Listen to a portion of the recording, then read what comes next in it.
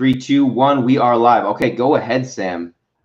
Okay, so just give you a quick update on the UK news on the virus. And so I popped out today, Addy. Need a little bit of shopping. We haven't panic bought. The government's trying to stress to people that there's no need to panic buy. This country's not going to run out of food. The situation at supermarkets like your Walmart and that, people are now queuing outside. It is quite laid back. There's lines on the floor. One person in. They're not allowing families to go in now. It's one person, one trolley allowed in, yeah? Okay. There are some restrictions on what you can buy, like bulk buying. There's no bulk buying. But there was something of everything pretty much on the shelves, which is a lot better than it were 2 weeks ago. Oh, wow. So people 2 weeks ago panic bought and stuff disappeared. Nothing. Yeah. There was nothing, mate. Wow. For me here, it was literally just ramen noodles and toilet paper. So yeah, you could get noodles. You could lots of other things, normal household things. Yeah, it's like the least nutritious, item you could find in the store was gone. Yeah. And some jarred products, sauces. No pasta, but lots of pasta sauce. Oh wow. Which is pretty, Yeah. But you have to sort of laugh at that, don't you? They are reporting very sadly that there's still probably 30% of all food that's been bought in the last 2 or 3 weeks is getting wasted. People are throwing it away, which is quite sad, isn't it? Wow, that's a lot of food, isn't it? Well, they've estimated that people in the store cupboards in this country, there's £1 billion worth of goods. £1 billion. Wow. So you guys are not going to run out anytime soon.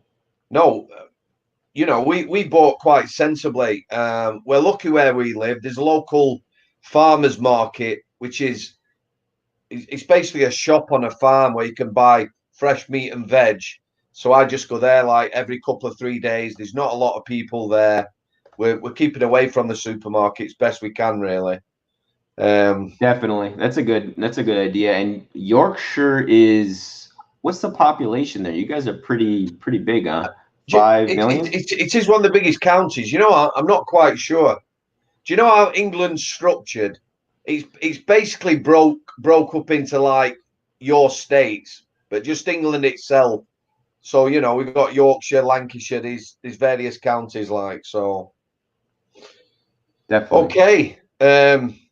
So it sounds like you guys. I mean, as far as supplies go, you guys are fine. And what about the mood there? Are people? Is that changed a lot over the past since we talked last, or? I think it's got people talking to each other. One of my neighbours who only I've briefly said hello to, we had a good chat today for about, I don't know, half an hour, talking about things in general, how it's affecting people's lives. I'll tell you what really was strange. I live in Wakefield, which is West Yorkshire. So I went at the Pets at Home. It's where you buy pet food, because we got 5 cats and a dog. Oh, wow. Full house. Yeah, full house, mate. Yeah, and me and the dog are at the bottom of the pecking order, trust me. Anyway, what was really strange, there obviously was not a lot of people out because it's sort of in the centre of the town. It was quiet. But something I haven't seen before over here, pretty much everyone was wearing masks. Oh, wow, that's great. That is awesome. Yeah, and that's something that I think, we'll say Western nations are not used to doing. There's almost like a social, like self-consciousness about it. Whereas like in Japan and in Asia, they do this regularly. They just commute, don't they? They wear them for the car pollution and things like that. Yeah, they have to, because the geography there is so much more squished and condensed together population-wise. So they don't really have a choice. So that was a bit strange. It's the first time I've seen that over here. And like I say, there was no big crowds or anything like that. It was you got plenty of room, so that was a bit strange. in the news.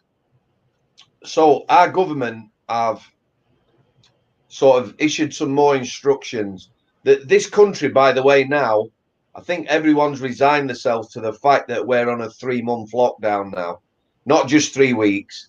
It's going to be at least 3 months. That's what everyone's talking about. So we're talking about midsummer or something like that. So they've said about travel restrictions, although they're not enforceable, what they've said is they don't want people traveling unnecessarily. And one of our police forces, like each county, like I'm in Yorkshire, Yorkshire's split into 4 parts. So you've got North, South, East, West Yorkshire. Yeah? So West Yorkshire has its own police force. One of the police forces, Derbyshire, which is a county in itself, has been heavily criticised.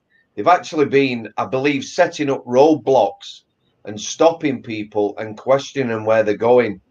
Now, the brief from the government didn't say that. You know, it's not a police state. These are suggestions, and these powers aren't really enforceable. There's even something in the news that one family of 5 or 6 people who were going shopping have been issued with a summons, which means they need to appear in court over charges about the 5 or 6 of them actually going shopping when the government stated that only one person should be going. Wow. Which is a bit strange.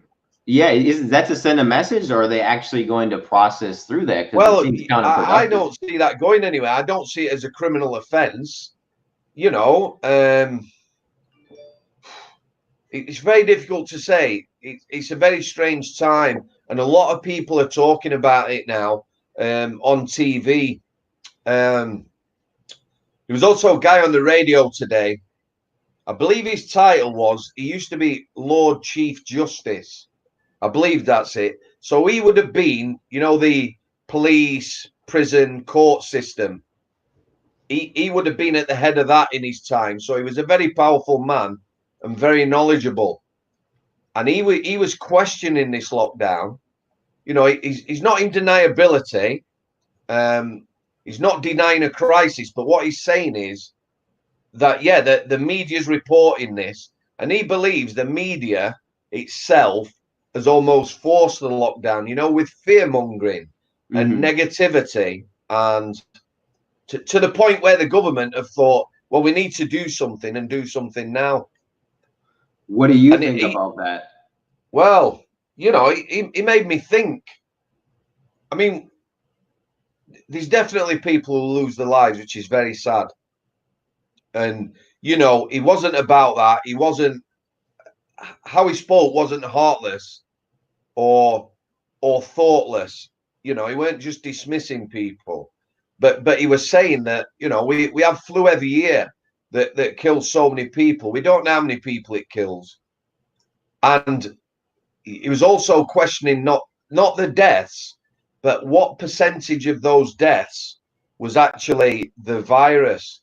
Because like he says, it's affecting people who are really ill. So if someone, bless them, is dying of cancer, and at the end of their life, if they were to catch that virus, it'd finish them. Oh, yeah, what he's saying is the cancer has actually killed them people and not the virus. But that might well get reported as a death due to the virus. You see what I'm saying on percentages? I do. I think that's being really pedantic, though. I mean, if the cancer killed him, I mean, why is he still alive when the virus hit him? You know, like the virus finished him off. So I would say the virus is the thing that killed him. I think it's just questioning. I understand that. Yeah, for sure. And I call it the double-edged sword of democracy. That's what I call it, in the fact that in the East, in however you want to call it, however you want to describe or categorize their governments do have more power over their populace than they do over us in the United Kingdom and in the United States. So getting everybody on the same page is way harder. Definitely. I think what they don't want is, with the police forces and that, they don't want people turning against the police or against each other. It's a difficult job.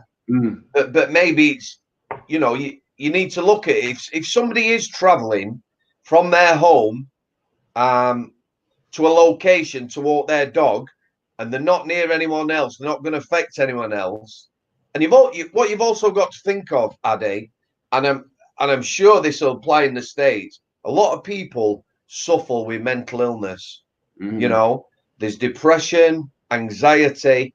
This whole situation, the fact it's affecting the whole world, will exasperate it. So lots of people now will be sat at home having panic attacks and worrying themselves. Yeah, so, I read that child abuse is on the rise, which makes complete sense in the situation.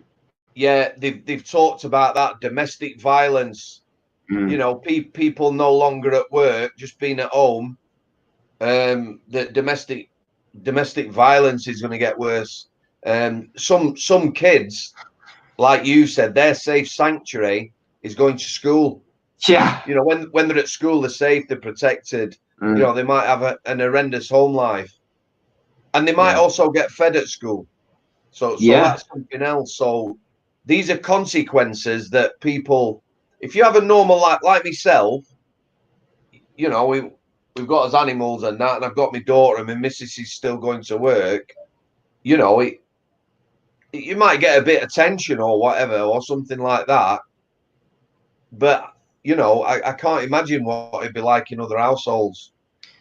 Yeah, and I think that's one thing I think people don't understand either. Is just because you have it great and you have all this space and it's not really a huge issue for you doesn't mean that it's not for other people. But you mentioned mental health issues, and I think that'll segue really nice into talking about your background, and because we did mention last time that you have PTSD, and you talked about depression and anxiety that people are dealing with now. And just speaking for myself, I do take antidepressants, and I do think they really help. Do you take any medication for your PTSD? Because last time you said that you have done talk therapy for about over 2.5 years now, and it's 2016, right? So almost 4 years. Do you take medication? Right.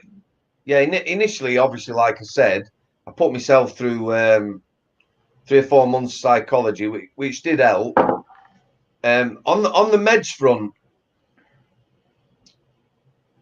I'm going to do the disclaimer first, right? Of course. Obviously, in life, I know people who are on medication and have been on it a long time, and sometimes it becomes a crutch or whatever, and it's very difficult to see life without that. So my own experience is initially, I got injured with the prison service. So when I went to see my doctor, that was your shoulder, correct? It was, yeah. So I was in a bad place, but I didn't realize that. So if I hadn't got injured, I was looking at a heart attack or stroke, no questions. So when I went to my doctor, my blood pressure was horrendous.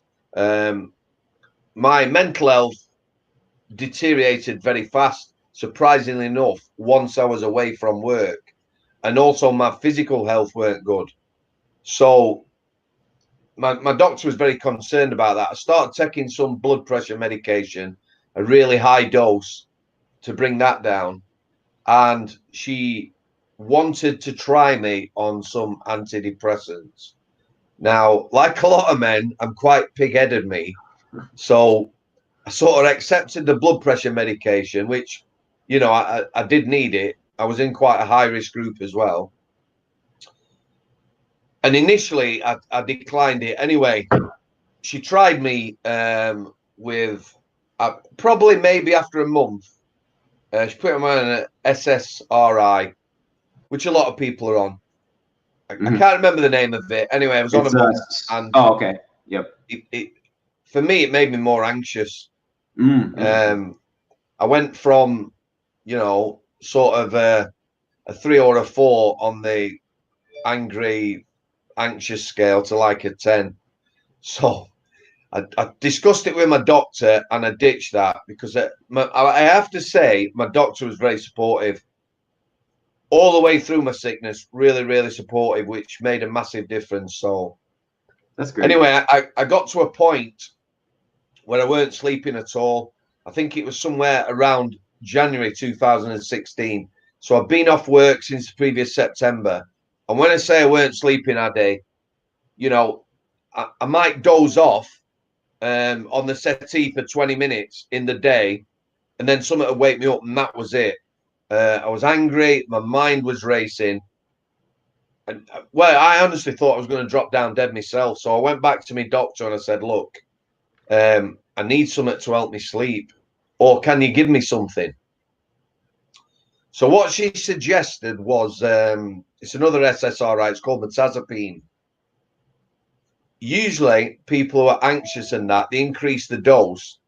And once the dose goes up, the side effects of it become less. So she started me on a small dose purely. She said it will help you sleep. So I can remember now, I could describe the full 24 hours after I took that first dose of treatment. Yeah. I went out like a light. Oh, wow. I was talking to my missus. I just suddenly said, I've got to go to bed. I woke up 6 o'clock next day, took the dog out. I felt terrible. I really felt awful. I felt like we're floating, trippy. You know, it was like, I've never really taken many drugs in my life. You know, I used to smoke a bit of weed when it was weed, grass, a herb, 30 years ago. So I didn't feel good on it. However, I had some sleep. So I took that for 2 weeks and I was getting sleep, but I did not like the effects. So I went back to my doctor and I sacked it. I just said, look, you know, oh, I forgot to tell you. So you asked me whether it was on drugs. Although I couldn't use the gym because I injured my shoulder, I was going to the gym and doing everything else. So I would work one half of my body. I was going every day, Addy. I got a bit addicted to it. My missus, you know, she kicked me out of the house at 8:30, said, you need to go to the gym. I was so angry. And I'd come out of the gym, I'd be physically sick, sit in my car crying, you know, emotional outburst, and then I'd go home and away you go. But after this 2 weeks, I didn't tell my missus. I decided to bin the blood pressure medication as well. Myself, in my head, and I know this is not a sensible thing to do. I'm not telling people. I was also on a statin, you know, for your cholesterol. Is that a blood thinner? I don't know. Okay, I'll look it up. Continue, please. It's yeah. So I was on a statin and I don't think that was making me feel well. So I am not advocating anyone not taking meds. Just in my mind, myself, I thought, you know, while ever I'm on blood pressure medication or whatever, you know, it's not making me feel safe or healthy, but without it, you know, I've got to do something to make myself healthy. So I binned all my tablets. So it didn't work out for you then, the taking medication, because I know everybody, you know, everybody's different. When it comes to that. Do you know the thing where, Raddy? The first time I took the metazapine, after 2 weeks, I was sleeping, yeah, which is what I needed. However, I remembered the first day I took it, and I thought, how can your body react so badly, and you can feel so bad, and 2 weeks later, you feel like you do now? So for me, so what I did then, I binned all my meds. I got out walking with the dog a couple of times a day.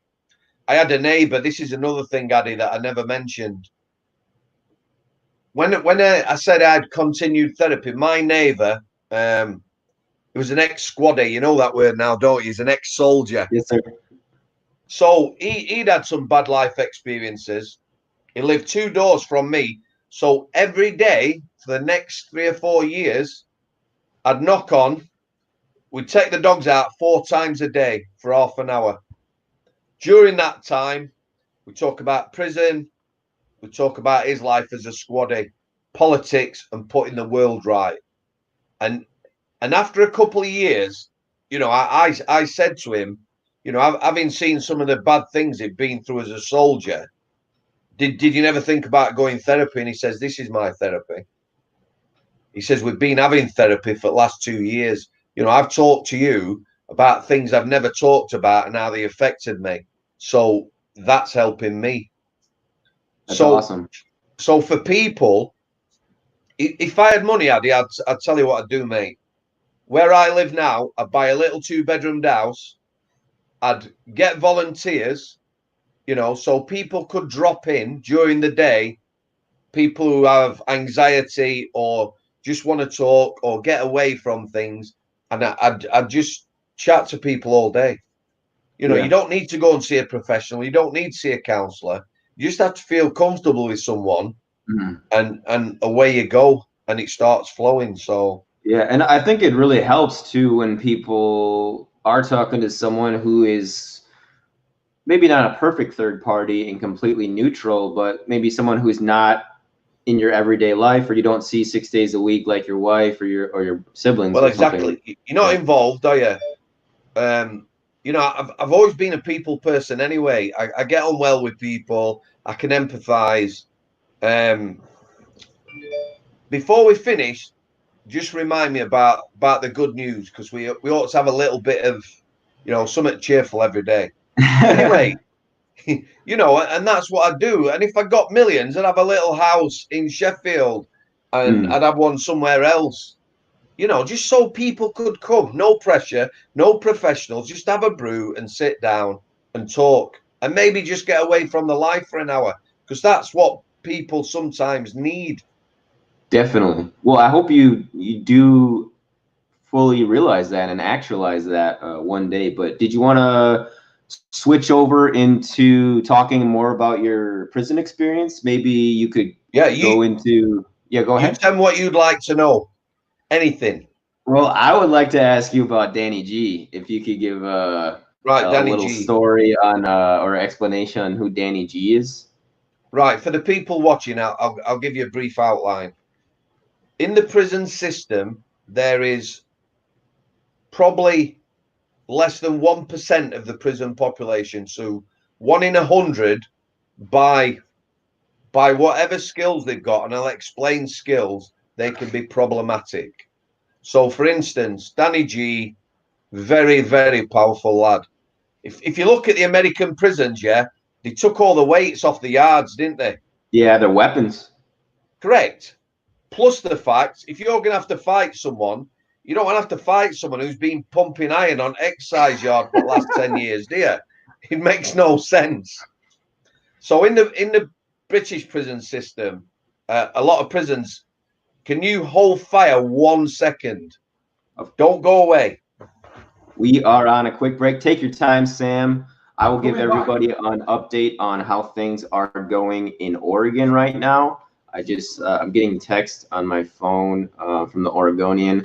Providence St. Vincent and Providence Portland Medical Center have started administering remdesivir.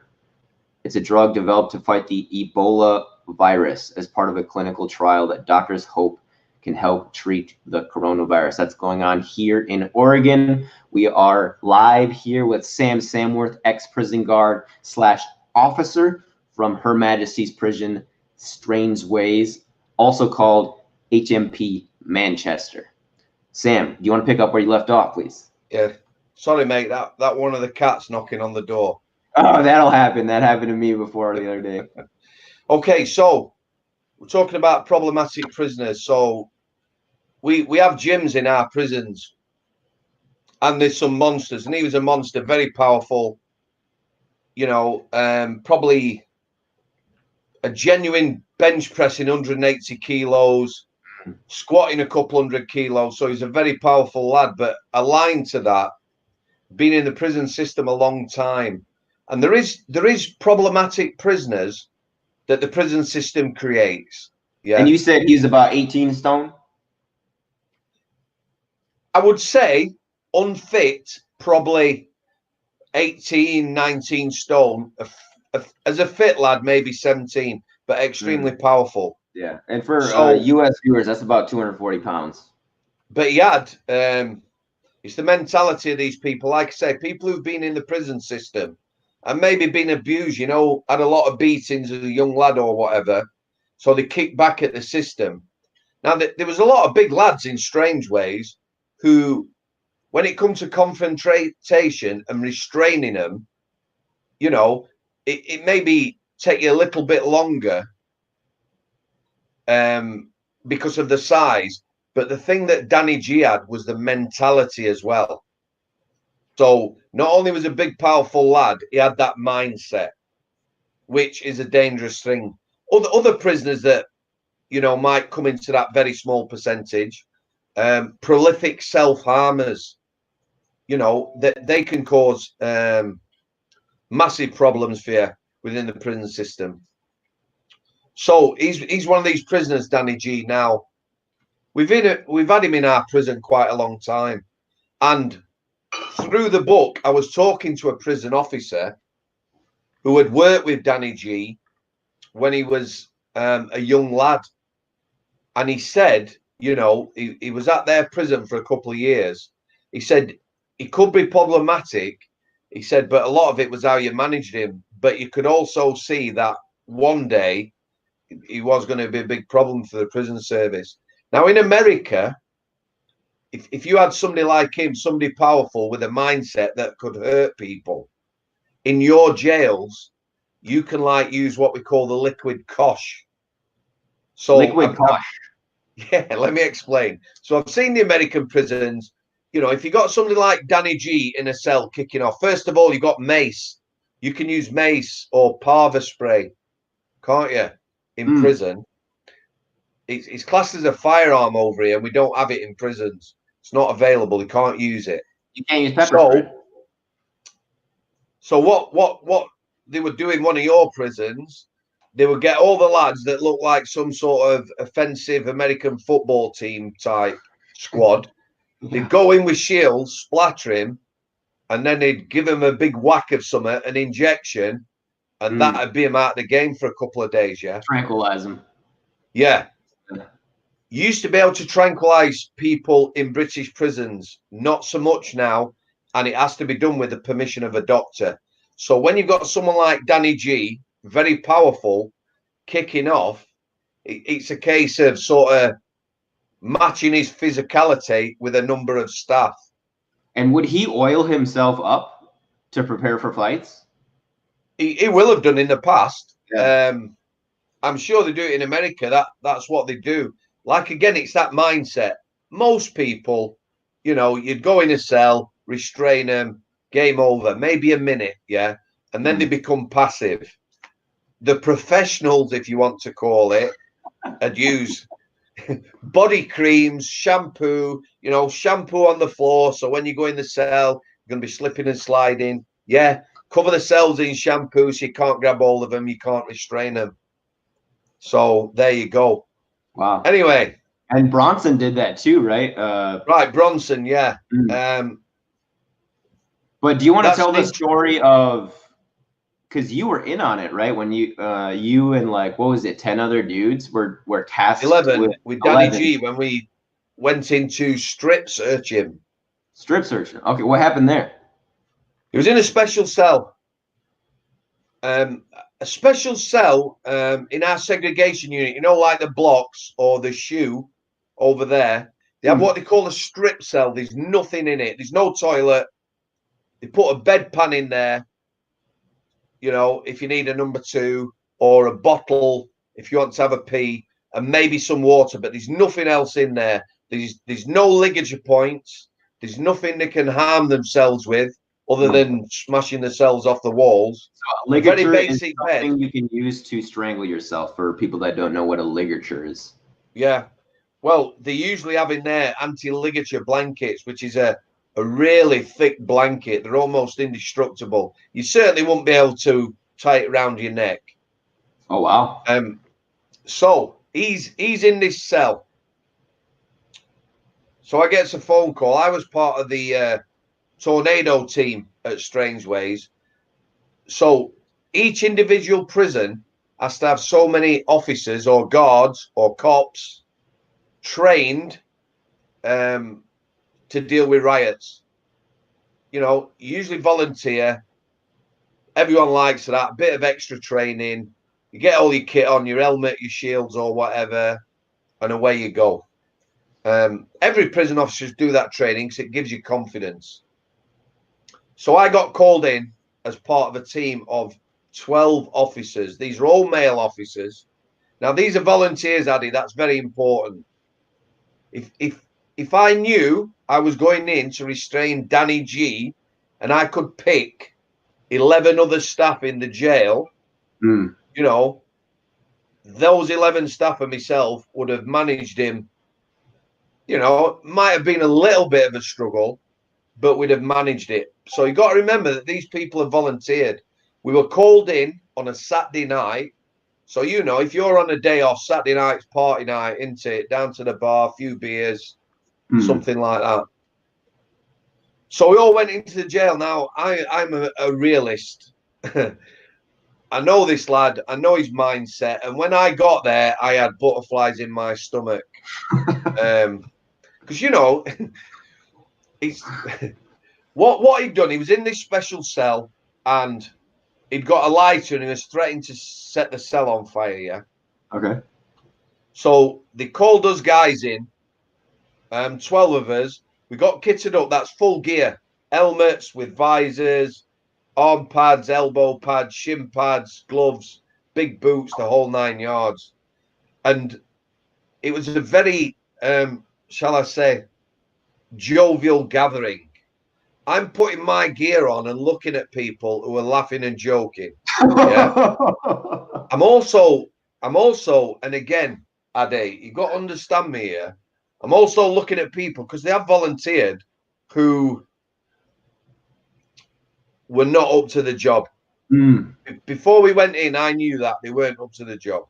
Yeah. But they volunteered, so you can't really say anything. Anyway, I don't want to keep you up all night. We ended. You're good, man. I got nowhere to be. This is so fascinating. Continue, please. So we had a guy, yeah, who didn't particularly like me, who was in charge. Now, 6 of these guys are CNR instructors. What a CNR instructor is, they're the people within Manchester Prison, Strangeways, who teach the other staff how to restrain prisoners. So they've had extra training. Yeah. So out of the 12, 6 are CNR instructors. So you would think they know their stuff, mate, and they'd be up for it, wouldn't they? And the other 6, me being one of them, are volunteers who turned up. So this guy who's taking the briefing, and again, size isn't everything in prison. You know, some of the most difficult, toughest people I've ever met in my life have been really small. However, you know, I have got a certain physicality. So this guy who's giving the briefing, the 6 experts, CNR instructors are going in first, yeah? And we used to have little shields, about yay big. So they're going in single file. So one at the front with a shield, one behind, hands on shoulder, hands on shoulder. I have said this before, like the human centipede. Right. As it. Have you seen that movie? No, sir, and I will not. Good lad. I've only seen very small bits, and let me tell you, you're doing the right thing.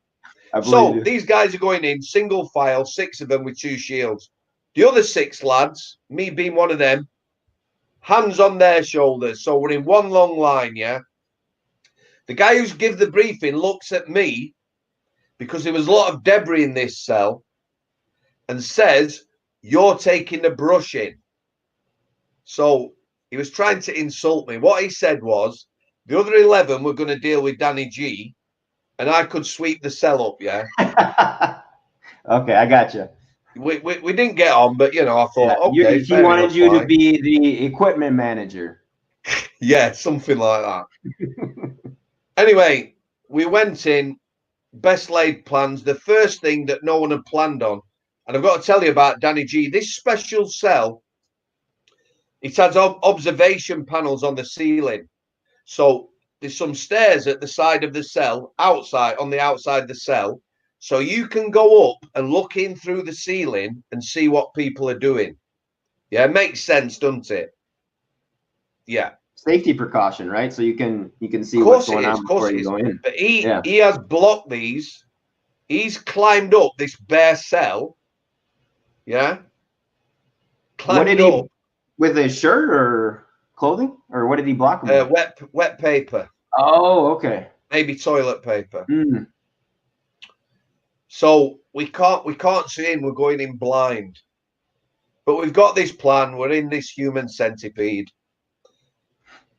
A member of staff opens the door and in we go. First point of fact, the lights were out.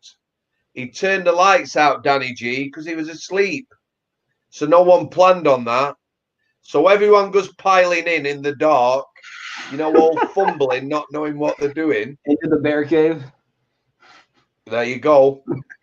The other thing was on the bed head, he was laid the wrong way. So these 11 staff dives on him, yeah? 6 or 7 of them on his upper body, or so they thought. The others on the legs, and there's me with my brush. So bringing up the rear. Yeah. So the light comes on. I start sweeping the debris. However, it became very apparent that 11 wasn't enough because he was trying to get up. So he was laid upside down. He was laid the wrong way around. So I ended up with another lad, another Yorkshireman. So that's 2 of us in there. So that's good stuff, innit? Because we're made of sterner stuff in Yorkshire. Yeah. We ends up looking him in the face. Now, I've got to tell you, we've got helmets on and these uniforms. We also had balaclavas on, so you can only see our eyes. So we're looking down at him and he looks up, and we won't use the profanities, but basically he says, you dirty whatevers coming in when I'm asleep. He says, you're having it. So at this point, give a little giggle me because the nerves are kicking in now. It's game time. And then what happened, as a youngster, Addy, have you ever been anywhere and with your friends and something's happened and you've all ran off? Oh, yeah, of course. And you're all trying to fight to get to the front because nobody wants to be at the back. Right? It's like you don't have to outrun the bear. You just have to outrun your friend who's outrunning the bear. I like that. I've never heard that. I like that. Yeah, that's a good analogy. Anyway, so everyone tries to get out of the cell. People panicked. We were almost out of the cell. Me and the other Yorkshire guy just going out. He grabbed an officer who was as big as me by his belt and he pulled him back in. Oh, gosh. Now, you know, when you see the cartoons when somebody's running past the big bear or something and it grabs them and the legs carry on going, that's what it was like, Addy. So he's dragged this guy back in. So we have to go back in. So we wrestled the officer off him, and then there's 4 of us. There's the other Yorkshire lad and 2 other lads in the cell, and it now, you know, it's become a bit of a stand-up fight now. Admittedly, you know, we have got helmets on and pads and gloves, but, you know, it still weren't a good place to be with this guy because now he's really pissed. Anyway, bit of a stand-up fight. The other Yorkshire lad caught him with one on the chin. He went down. We were running like a pack of wolves. Very briefly, this is self-preservation. I mean, on him, bam, bam, bam, bam, bam. You know, maybe 10, 15 seconds, up, backed off, cell door shut, we're out of the cell. Woo. Yeah? The other 8 guys, mate, were nowhere to be found. Yeah. They're in a room, them, already getting their kit off. Bear in mind, we might have to go back in that cell. So there was a lot of bad words, a lot of bad feeling. I could imagine, only imagine. But what I forgot to tell you was the CNR instructors, you know, the 6 guys that trained everyone else. Our helmets had visors that came down fixed. They had goggles on. You know, like your SWAT. They look like SWAT uniforms, German helmets with goggles. Danny G had a pair of goggles. He'd captured one. So he's now in the cell with the goggles on, dancing up and down, you know. So one of the managers says to me, "Come with me." So there's a little thing where you can see through the door. So he says, "Danny, give me the goggles." So he says, bear in mind he had a lighter that we were supposed to be taking off him. "Give me some burn." That's tobacco. Burn. So what you have to think now is, we've been in the cell. He's had a bit of an hiding. You know, you de-escalate, or do you get your team kitted back up? 8 of whom are not interested in going back in. So, you know, bit of banter between the manager, myself, and him. He gave him some burn. He handed the goggles over, and that was the end of the night.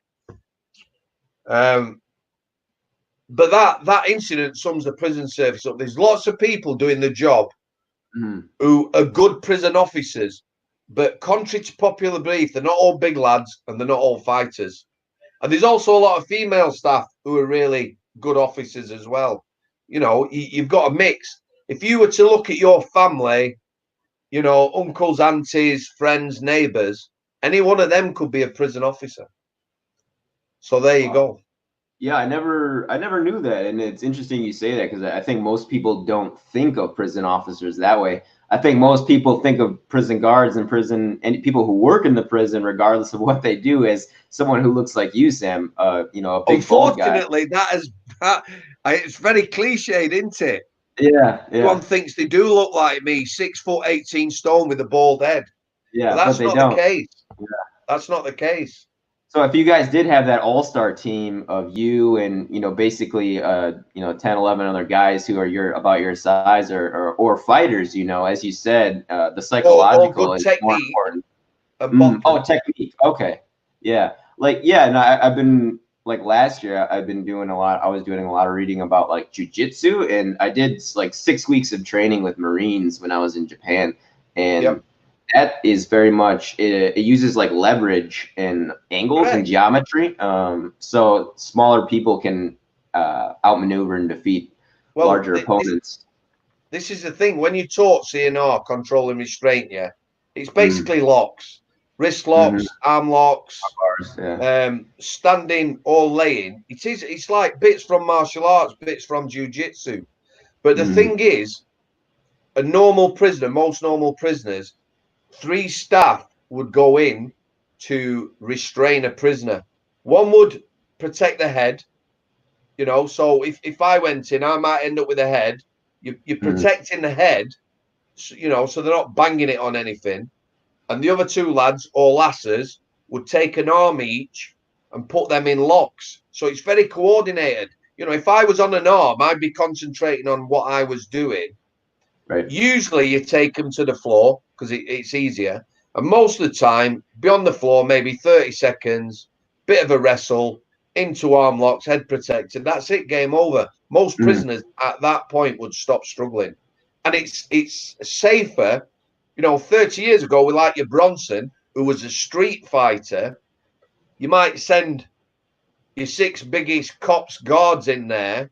You might knock teeth out and break noses, you know, in order to try and... So it's gone away from that. It is a safe system of practice. A lot more clinical, a lot more defensive instead of offensive in terms of controlling and restraining out of control people.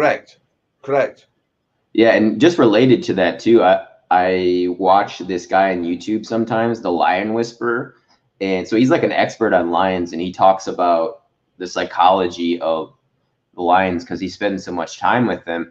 And the dominant lioness is actually the smallest lioness, which is kind of funny. And he said that she is even more dominant than the male lions. Although if they lose their patience, they just use their sheer size to push her out of the way. But yeah, but I thought that was interesting how an expert in animal dynamics, like, you know, a very social animal such as lions, would say that, you know, basically the dominance has way more to do with psychology than the the physical part of it. But once you combine the two, like you do with a Bronson or with a Danny G, then that's just, you know, like you said, that's the 1%, someone who's not only physically gifted, but psychologically extremely dominant and, out of control as well. Of course, somebody who has that mindset. You know, I remember somebody once saying to me, I mean, there'd be lots of instances, we could talk all night, but I think it was on a radio interview when the book came out. And the guy was a really good interview. He let me speak, let me say my bit. He said, okay, last one. Who's the toughest guy you've had to deal with? So, okay, have a think. I didn't say Danny G. Okay. Toughest guy, 5'7", 10.5 stone, mentally unwell, 30 staff to restrain him. Whoa. Do you have time to tell this story now, Sam? Yeah. I've got about 20 minutes. Okay. Yeah, if you think that's enough time. Yeah, I'll tell you what, we could have a night just talking about mental health in prison because it is a really, really sad place. Oh, yeah, definitely. Oh, yeah, sure. You know, we'll have another chat about that. No doubt. I'll tell you about one guy, though. We can talk about my friend Ptsd Watson, too, when we do that. But yeah, I've seen. Is that your friend? Yeah, he's... So how did you hook up with him? How did I hook? Oh, it was actually via Sean. And well, I saw him on Sean's podcast. It was quite serendipitous, actually. And I hit him up, and he was like, because I was in London and talking to Sean, and he was like, yeah, man, come through. And yeah, I interviewed him again, actually, for the second time. New Year's. Not him, but another, actually, a former Scotland Yard detective. And Ptsd hosted it at his studio, but unfortunately, I think I told you this yesterday, he got recalled in January. Yeah, I saw that. I saw it. Yeah, so I've been just in correspondence with him and doing letters and stuff. But yeah, just in terms of the mental health thing, we can definitely touch on him. And if people want to check out his channel too, I'll definitely put that in the YouTube description box, as well as my Ptsd Watson videos. I talk about what he's relaying to me in letters and his words of encouragement for people, which is great because a lot of people are in contact with him. And I think it's very important because a lot of these prisoners just don't really have anyone, you know? Well, I've got a couple of letters to write. Somebody on Twitter I was following, he's an American guy. He's done a lot of time and he put a link to a site. So I went on there, I picked one man, one woman. The guy's doing life, and the woman's got about, I think, another 15 years. So I'm going to send. I chatted to him, you know, via private messages. So I'm going to write to them two people because I said, if I write from England, will they be able to write back or whatever? And he says, yeah, you know, they get facilities so they can write to people. So I figured that'd be doing my little bit. They're both in the States? Yeah, they're both in the States. I thought that'd be doing my bit, like, so. Yeah, that's awesome, definitely. And if they have contact info too that you want to share, if anyone wants to get in touch with them, I can definitely share that in the box too. Just let me know. What? I'll get back to the guy. Yeah. You said 10.5 stone? The link. Say that again, mate. Oh, no, I interrupted you. Go ahead, Sam. No, it's okay. If I get back to the guy and get the link, would you put the link up? Because all I did, I asked him about it, clicked on, took me through to a few people. I mean, to be fair, I think some of them are looking for love or something. However, you know, I picked a guy. It's all right, Stevie. I picked a guy, like I say, who's doing 30 years, and the lassie's doing like 15 years. So yeah, definitely. Just looking for pen friends. Yeah, for sure. And I think this is the perfect time to do it too, because everyone has, you know, is in pretty much the same position, more or less. Write a letter every day, no problem, couldn't I? It's not like there's lots of things going on, so. Right, definitely. I will definitely add that in the description, Sam. Just give me the links and I can do it. We'll chat after. Did you want to get to the other dude who was a problem for you? Or well, yeah. Well, we'll have 5 minutes on him. then I'll have to call time. But we'll definitely tell you what. Let's save it then, so people get the full story with all the details. We'll do that let's do tomorrow if you have time to chat tomorrow. Full show on mental health, eh? Definitely, yeah. So tomorrow we'll be talking about mental health. Can we finish on a positive note? Yes, of course, Sam. Go for it. Right. So my missus works in. She's a carer. She works in a dementia home. So the people are pretty much all over 70. There's one old lady who's 100. She's been there 15 years. She's got no family or anyone who visits her. So it is when she talks about her work and that. Sometimes I find it quite upsetting, because these people, most of the time, they don't know where they are or whatever, but they do recognize things, and occasionally, for small periods, they'll recognize relatives. Anyway, she phoned me today. So one of our local stores, Morrison's, so just like a Walmart, yeah, they've gone to the home, and they don't have produce from these people. They've gone to the home, they've gone in, they've taken buns and cakes for the old people and the staff. They've taken flowers in. They've stocked the kitchens. This is all for free. And they've sort of thanked all the staff for the work they do as well, and given everyone Easter cards. Wow. So what we're finding is that, these good things are starting to happen. Yeah. I found it very touching.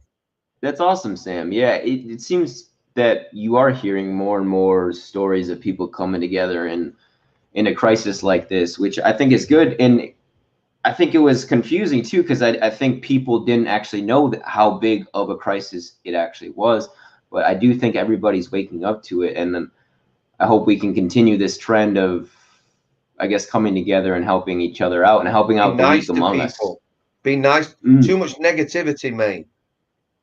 I agree, Sam. Sam, thanks so much for your time today. I hope you enjoy the rest of your evening. Looks like you got a beautiful sunset to enjoy. It's been a lovely day. Awesome. So again, we will be alive tomorrow, barring any sort of huge dramatic changes in world politics or our schedules, which neither of us foresee happening. We will be talking about mental health tomorrow, in prison and out of prison. I can talk more about Ptsd Watson and his story, and Sam will share the awesome story of the 150-pounder who took 30 people to take him down. Until tomorrow, Sam, really enjoyed talking with you, and have a great evening. Stay healthy, mate. Stay healthy. Cheers, brother. See you later, mate.